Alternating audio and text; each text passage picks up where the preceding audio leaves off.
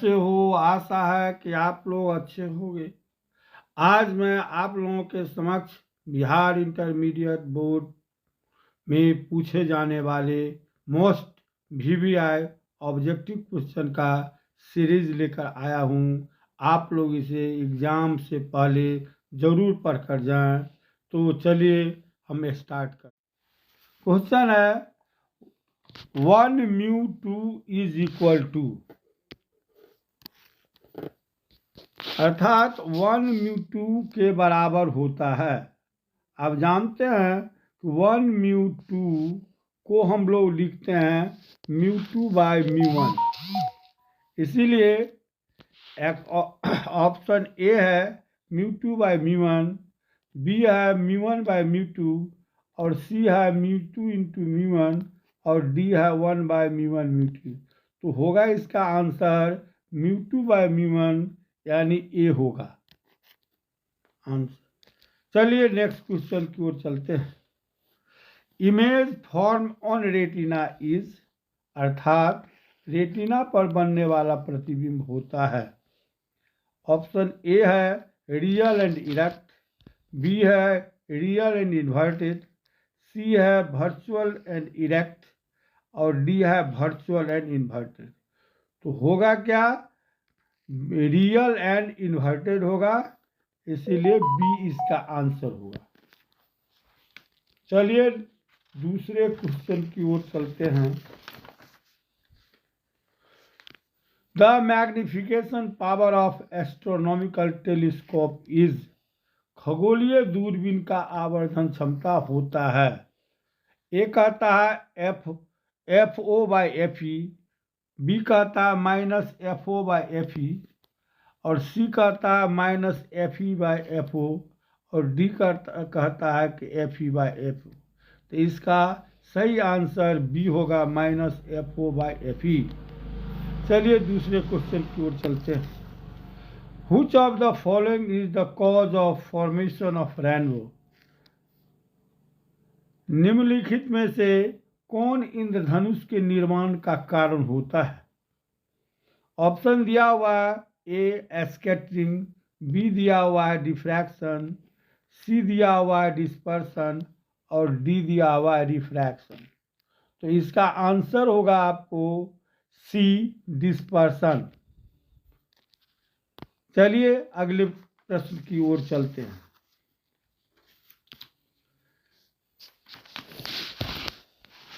Magnifying power of simple microscope is, अर्थात सरल सूक्ष्मदर्शी की आवर्धन क्षमता होती है। ए में दिया हुआ है m = 1 - d/f, बी में दिया हुआ है m = 1 + d/f, सी दिया हुआ है m = 1 - f/d और डी दिया हुआ है m = 1 + f/d। तो इसका सही आंसर होगा बी, m = 1 + d/f। चलिए दूसरे क्वेश्चन की ओर चलते हैं। Power of to lenses in contact is, अर्थात संपर्कित दो लेंसों की शक्ति होती है। पहला ए दिया हुआ है P = P1 + P2, बी दिया हुआ है P = P1 × P2, सी दिया हुआ है P = P1/P2 और डी दिया हुआ है P = P1 ब्रैकेट शुरू P2 + P1 ब्रैकेट बंद। तो इसका आंसर होगा ए होगा P = P1 + P2। चलिए दूसरे क्वेश्चन की ओर चलते हैं। इफ μg = 3/2 और μw = 4/3 देन wμg इज, यदि μg = 3/2 और μw = 4/3 तब wμg का मान क्या होगा? तो आप जानते हैं wμg बराबर होता है μg/μw, बराबर लिखते हैं 3/2/4/3 बराबर लिखते हैं 3/2 × 3/4 बराबर 9/8। तो इसका ऑप्शन जो होगा वो सी होगा 9/8। चलिए दूसरे क्वेश्चन की ओर चलते हैं। Critical angle of glass is, कांच के लिए क्रांति कोण का मान होता है। ऑप्शन ए दिया हुआ है 20 डिग्री, बी दिया हुआ है 30 डिग्री, सी दिया हुआ है 48 डिग्री और डी दिया हुआ है 42 डिग्री नियरली। तो इसका आंसर आपका होगा सी 48 डिग्री। चलिए दूसरे क्वेश्चन की ओर चलते हैं। Nature of electromagnetic wave is, अर्थात विद्युत चुंबकीय तरंगों की प्रकृति होती है। पर ए दिया हुआ है ट्रांसवर्स, बी दिया हुआ है लॉन्गिट्यूडनल, सी दिया हुआ है बोथ ए एंड बी और डी दिया हुआ है इलेक्ट्रिकल। तो नेचर ऑफ इलेक्ट्रोमैग्नेटिक वेव जो होता है वह ट्रांसवर्स नेचर का होता है, अनुप्रस्थ होता है, इसीलिए इसका ऑप्शन ए होगा, ये सही होगा। चलिए दूसरे क्वेश्चन की ओर चलते हैं। The refractive index of material of the prism is, दिया हुआ अर्थात त्रिपार्श्व के पदार्थ का अपवर्तनांक होता है। ए दिया हुआ है मी बराबर sine A plus D M बट्टा साइन ए बाई 2, बी दिया हुआ है मी बराबर साइन ए बाई 2 बट्टा sine into A plus D M, C दिया हुआ है मी बराबर sine A plus D M by 2 बट्टा साइन ए बाई 2 और डी दिया हुआ है मी बराबर साइन ए बाई 2 बट्टा sine A plus D M by 2। इसका सही आंसर होगा सी म्यू बराबर sine into A plus D M by 2 बट्टा साइन ए बाई 2। चलिए दूसरे क्वेश्चन की ओर चलते हैं। Optical path is equal to, अर्थात प्रकाशीय पथ के बराबर होता है।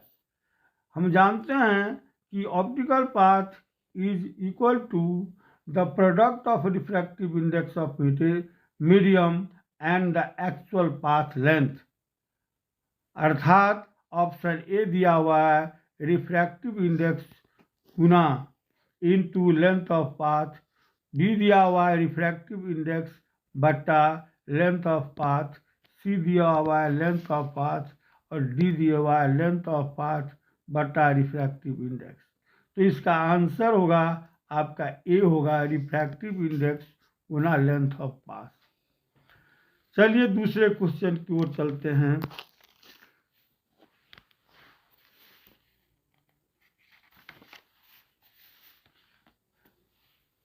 चार डायोप्टर क्षमता वाले लेंस की फोकस दूरी होती है। ऑप्शन दिया हुआ है ए 0.25 मीटर, बी दिए हुआ है 0.25 सेंटीमीटर, सी दिए हुआ है 0.35 मीटर और डी दिया हुआ है 0.35 सेंटीमीटर।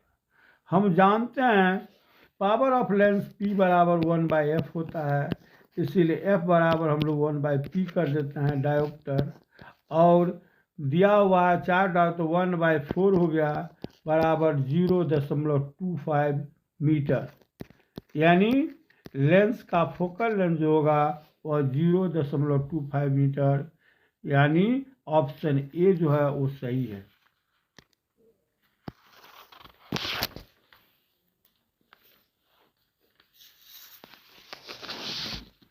चलिए नेक्स्ट क्वेश्चन की ओर चलते हैं। Which of the following is correct for dispersive power, अर्थात निम्नलिखित में कौन वर्ण विक्षेपण क्षमता के लिए सही है। ए कहता है ओमेगा बराबर mu V minus mu R by mu Y minus 1, B कहता है ओमेगा बराबर mu R minus mu V बटा म्यू वाई माइनस 1, सी कहता है ओमेगा बराबर म्यू वाई माइनस 1 बटा mu V minus mu R और डी कहता है ओमेगा बराबर म्यू वाई माइनस 1 बटा mu R minus mu V. तो हम जानते हैं कि डिस्पर्सिव पावर जो होता है ओमेगा बराबर होता है mu V minus mu R बटा म्यू वाई माइनस 1, अर्थात ये इसका आंसर जो होगा वो ए होगा। चलिए नेक्स्ट क्वेश्चन की ओर चलते हैं। If the focal length of glass lens mu बराबर 3/2 in air is FA and in water mu बराबर 4/3 इज FW, देन यदि कांच के एक लेंस जिसका रिफ्रैक्टिव इंडेक्स 3/2 की हवा में फोकस दूरी FA हो और पानी में म्यू बराबर 4/3 में FW हो, तो ऑप्शन ए कहता है कि FW बराबर FA होगा, बी कहता है FW बराबर 2FA और सी कहता है FW बराबर 3FA और डी कहता है FW बराबर 4FA। तो इसका आंसर जो होगा वो डी होगा, FW बराबर 4FA होगा। चलिए दूसरे क्वेश्चन की ओर चलते हैं। Which of the following relation is correct for intensity of scattered light I and wavelength of light lambda? अर्थात निम्नलिखित में से कौन संबंध प्रकीर्णित प्रकाश की तीव्रता I और प्रकाश के तरंग दैर्ध्य लैम्ब्डा के लिए सही है? ऑप्शन ए दिया हुआ I is inversely proportional to 1/λ, B दिया हुआ I is inversely proportional to 1/λ², C कहता I is inversely proportional to 1/λ³ और डी कहता I is inversely proportional to 1/λ4। तो इसका आंसर होगा I is inversely proportional to λ4, यानी डी इसका आंसर सही होगा। नेक्स्ट क्वेश्चन की ओर चलते हैं। Which of the following is correct for charge on an electrons? निम्नलिखित में से कौन इलेक्ट्रॉन पर आवेश के लिए सही है? ऑप्शन ए कहता है E बराबर 1.602 इंटू 10⁻⁻16 कूलम्स, बी कहता है E बराबर 1.602 गुना 10⁻⁻17 कूलम्स, सी कहता है E बराबर 1.602 इंटू 10⁻⁻18 कूलम्स और डी कहता है E बराबर 1.602 गुना 10⁻⁻19 कूलम्स। तो हम जानते हैं कि चार्ज ऑफ इलेक्ट्रॉन्स जो होता है E बराबर होता है 1.602 गुना 10⁻⁻19 कूलम्स, इसीलिए ऑप्शन डी सही होगा। चलिए अब फिर दूसरे क्वेश्चन की ओर चलते हैं। निम्नलिखित में कौन सोडियम का कार्यफलन होता है? ए दिया हुआ है 5 नोट बराबर 2.55 इलेक्ट्रॉन वोल्ट, बी दिया हुआ है 5 नोट बराबर 2.65 इलेक्ट्रॉन वोल्ट और सी दिया हुआ है 5 नोट बराबर 2.75 इलेक्ट्रॉन वोल्ट और डी दिया हुआ है 5 नोट बराबर 2.85 इलेक्ट्रॉन वोल्ट। इसका सही आंसर सी होगा, 5 नोट बराबर 2.75 electron volt.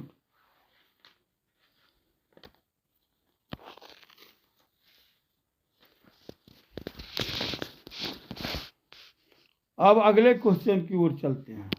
Number of neutron in nucleus is, अर्थात नाभिक में न्यूट्रॉनों की संख्या होती है।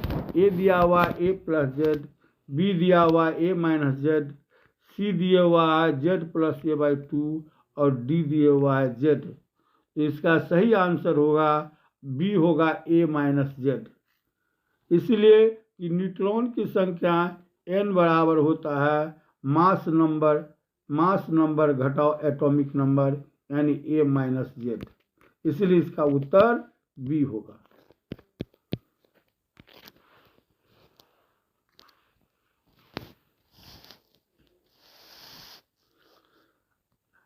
अब अगले प्रश्न की ओर चलते हैं। Which of the following relation is correct for mass and energy? अर्थात निम्नलिखित में से कौन संबंध द्रव्यमान और ऊर्जा के लिए सही है। ए कहता है m बराबर ई, बी कहता है m स्क्वायर बराबर ई, और सी कहता है ई बराबर एम सी स्क्वायर, और डी कहता है m बराबर √e/2।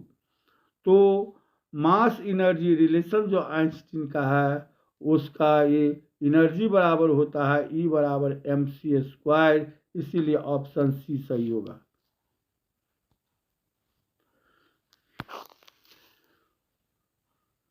दार्शनिक संख्या 8 का द्विआधारी संख्या होती है, अर्थात binary number of decimal number 8 is होता है। इसके लिए हम लोग भाग विधि से बनाते हैं। देखिए 8 का हम फैक्टोरियल 2 से तब तक भागा देते हैं जब तक कि उनका शेष 0 या 1 न हो। तो इनको हमने इस तरह से भागा दिया है, तो आया है हमको 1001। इसका बाइनरी नंबर जो हो गया 10002, आधा 2 हो गया, इसीलिए इसका ऑप्शन जो होगा वो ए होगा इसका आंसर। तो इस प्रकार हम आपको ऑब्जेक्टिव क्वेश्चन का जो सीरीज दे रहे हैं, ये बहुत ही इम्पोर्टेंट 2023 में जो ऑब्जेक्टिव क्वेश्चन फिजिक्स में पूछे जाएंगे, इसके लिए बहुत ही मोस्ट इम्पोर्टेंट है। अतः बच्चों, आप इस ऑब्जेक्टिव को अपने पढ़ें और दोस्तों में शेयर करें, और मेरा चैनल जो फिजिक्स का मूल मंत्र है इसको आप लोग सब्सक्राइब कीजिए, बेल आइकन को दबाइए और अधिक से अधिक लाइक कीजिए। धन्यवाद।